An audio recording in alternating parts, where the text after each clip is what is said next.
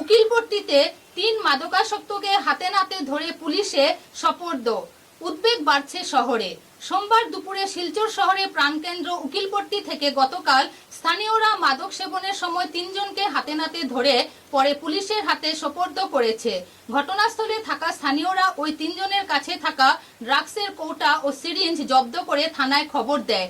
স্থানীয়রা ধৃতদের কাছ থেকে কিছু পরিমাণ নিষিদ্ধ ড্রাগস জব্দ করেছে এবং পরবর্তী সময়ে পুলিশের হাতে তুলে দেওয়া হয়। অলিগলিতে মাদক সেবনের দৃশ্য সামাজিক মাধ্যম ঘেঁষে ঘুরে বেড়ানো এবং এ ধরনের ঘটনা প্রাদুর্ভাব নিয়ে স্থানীয়রা উদ্বেগ প্রকাশ করেছেন। অনেকেই পুলিশ প্রশাসনের কার্যকারিতা ও নজরদারির অভাব নিয়ে প্রশ্ন তুলছেন।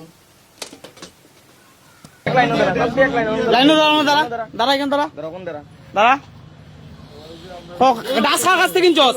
ডাক্স কার কাছ থেকে কিনছস? নাম গো কার কাছ থেকে কিনছস? জানি না বলতে কিনছস কার কাছে?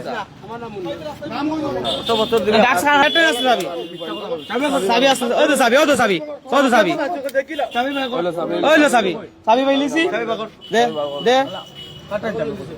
চাবি বার করে তালা গাড়ি লিয়া বা বা বা